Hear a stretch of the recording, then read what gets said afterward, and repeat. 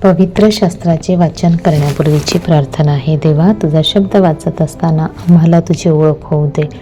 तुझे प्रेम व तुझे स्मरण रोजच्या जीवनात होण्यासाठी तू आम्हाला मदत कर.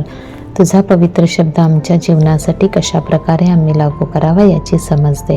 हे पवित्र आत्मे, आमच्यातील अज्ञान दूर कर. आमच्या कुटुंबात आणि या जगात हा पवित्र शब्द वाचत असताना तुझ्याविषयी व इतरांविषयी आमच्या हृदयात प्रेम प्रज्वलित कर. आमेन. रविवार, तारीख 23 ऑगस्ट, सामान्य काळातील 21वा रविवार. पहिले वाचन येशया अध्याय 22 ओवी 19 ते 23. सेनाधीश प्रभू परमेश्वर राजमहालातील व्यवस्थापक शेबाना यास म्हणतो, मी तुला तुझ्या हुद्द्यावरून काढून टाकेन आणि तुला तुझ्या पदावरून खाली ओढीन. त्या समयी असे होईल की माझा सेवक हिल्कियाचा पुत्र एल्याकीम यास मी बोलावीन. त्याला तुझा झगा घालीन, त्याला तुझा कमरबंद काशीन. तुझी सत्ता त्याच्या हाती देईन. तो येरुसलेमकरांचा आणि यहुदाच्या घराण्याचा पिता होईल. दाविदाच्या घराण्याची किल्ली त्याच्या खांद्यावर ठेवीन. त्याने उघडले तर कोणी बंद करणार नाही, त्याने बंद केले तर कोणी उघडणार नाही. मजबूत ठिकाणच्या खुंटीसारखे मी त्याला स्थिर करीन, म्हणजे तो आपल्या पित्याच्या घराण्यास वैभवशाली आसन होईल. हा प्रभूचा शब्द. देवाला धन्यवाद. प्रतिसाद स्तोत्र. हे परमेश्वरा, तुझी दया सनातन आहे. तू आपल्या हातचे काम सोडू नकोस. दुसरे वाचन रोमकरांस पत्र अध्याय 11 ओवी 33 ते 36. आहा, देवाच्या बुद्धीची आणि ज्ञानाची संपत्ती किती अगाध आहे.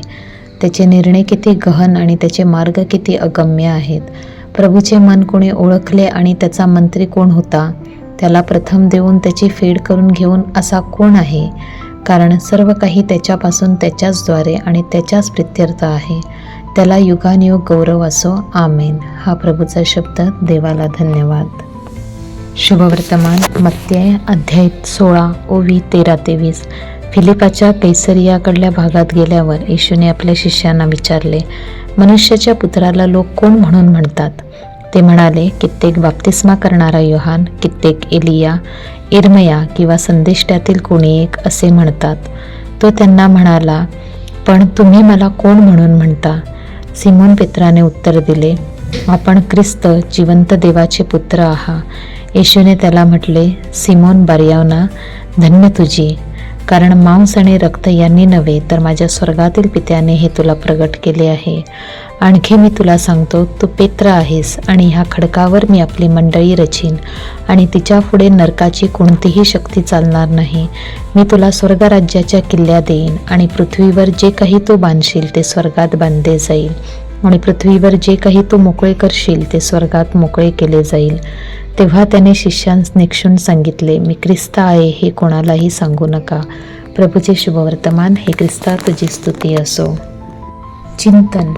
आजचे शुभवर्तमान येशूच्या व्यक्तिमत्वावर प्रकाश टाकते. येशू पेत्राला विचारतो, तू माझ्याबद्दल काय म्हणतोस? पेत्र उत्तर देतो, तू ख्रिस्त, जिवंत देवाचा पुत्र आहेस. हे उत्तर येशूला खूप प्रिय वाटते आणि तो पेत्रावर आपली ख्रिस्त सभा बांधण्याचे वचन देतो. ही घटना आपल्यालाही येशूकडे बघण्याच्या दृष्टिकोनाचा विचार करायला लावते. आपण खरोखर येशूला आपला तारणारा मानतो का? तो आपल्या जीवनाचा खरा केंद्रबिंदू आहे का? येशूवर आपला विश्वास हेच आपल्या ख्रिस्ती जीवनाचे मूळ आहे. प्रार्थना.